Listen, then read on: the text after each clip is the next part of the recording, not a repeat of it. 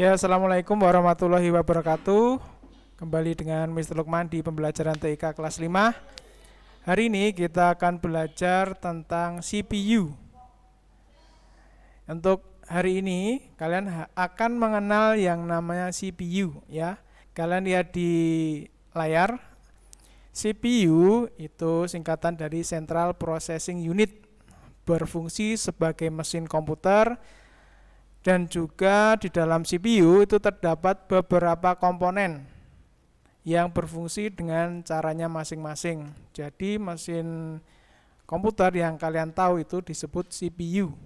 Dan di dalamnya banyak komponen yang mempunyai fungsi masing-masing. Lanjut.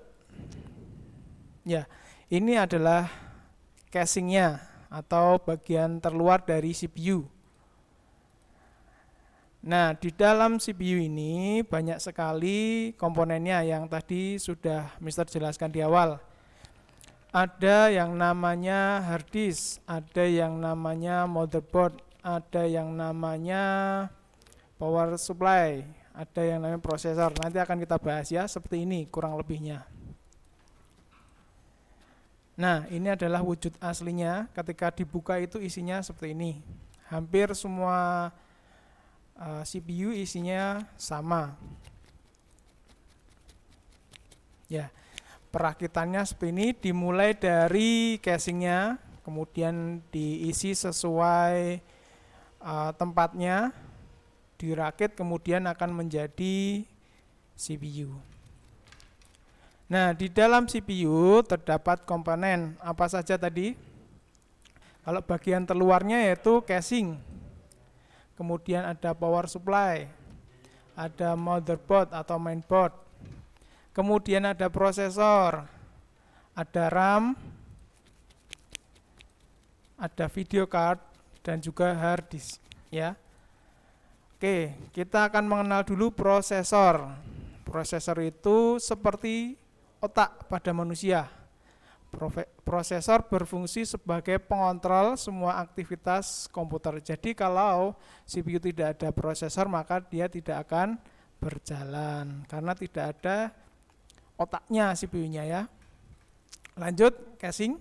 Kalian sudah tahu ya, bagian terluar itu fungsinya untuk apa? Fungsinya untuk melindungi komponen dan menjadi tempat peletakan komponen komputer.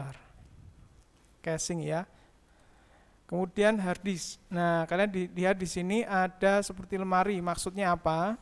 Nah, hard disk ini adalah tempat penyimpanan data-data, ada video, kemudian ada hasil ketikan kalian, ada lagu, foto, itu tersimpan di hard disk.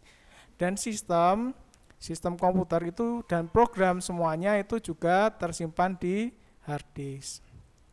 Apa bedanya dengan flash disk? Kalau flash disk itu bisa dibawa kemana-mana, kalau hard disk itu hanya tetap di dalam CPU. Walaupun sekarang sudah berkembang, hard disk ini sudah mulai ditinggalkan, namanya sekarang SSD. Itu lebih bagus, lebih cepat, dan lebih modern. Kalau flash disk itu penyimpanannya tidak sebaik hard disk ya. Lanjut, nah sekarang motherboard atau papan induk. Maksudnya apa gambar di sini ya? Maksudnya dia adalah papan yang digunakan untuk meletakkan komponen-komponen tadi seperti hard disk, RAM, nanti semuanya akan ditempel di sini sehingga dia disebut papan induk atau motherboard. Jadi fungsinya nanti ditempel-tempel di sini, ada slot-slot yang bisa dimasukkan. Oke, sekarang kita RAM. Ada mesin atau komponen di dalam komputer disebut RAM. Nah, ini gambarnya itu seperti orang berbalap sepeda ya, balap sepeda motor.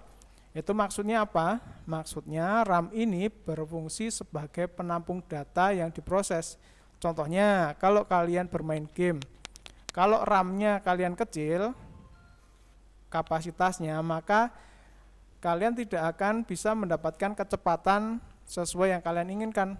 Bisa jadi gamenya itu lemot atau mungkin berhenti karena terlalu banyak memori yang disimpan. Nah, memori ini berbeda dengan hard disk. Kalau hard disk itu filenya, kalau ini prosesnya yang disimpan. Oke, itu adalah RAM, Random Access Memory. Beda ya, memori dengan data itu beda. Kita lanjut power supply. Nah, kalian lihat di sini maksudnya apa? Kok ada ABCD, kemudian ada listrik. Nah, power supply ini berfungsi sebagai penyalur listrik ke semua komponen. Jadi komponen itu yang ada di CPU itu membutuhkan listrik. Nah, maka yang menyalurkan power supply ini menyalurkan sesuai kebutuhan dari masing-masing komponen tadi. Ada CPU, kemudian ada motherboard, itu berbeda-beda setiap listriknya berbeda ya, kebutuhan listriknya. Nah, maka perlu dikendalikan oleh power supply. Kita lanjut video card ya. Berfungsi menampilkan gambar ke monitor. Sebenarnya tidak hanya gambar, tapi video card itu membantu komputer dalam menampilkan gambar agar lebih baik. Semakin bagus video card atau semakin besar kapasitasnya, maka dia akan memperlihatkan gambar yang sangat bagus. Kalau kalian melihat game zaman dahulu di komputer, itu kenapa kok berbeda? Kalau dulu masih belum jelas wajahnya, contohnya di sebuah game, atau gambarnya masih tidak rapi. Nah, dengan adanya video card, sekarang semua komputer bisa menjadi lebih bagus. Kenapa? Karena gambarnya juga lebih baik, gamenya hampir seperti nyata. Nah, itu fungsi dari video card. Video card ini juga terbantu dari RAM tadi ya. RAM tadi kemudian dibantu dengan VGA, maka gambar yang muncul atau pergerakan yang muncul di komputer lebih baik. Kemudian CD-ROM ya, CD-ROM. CD itu artinya compact disk.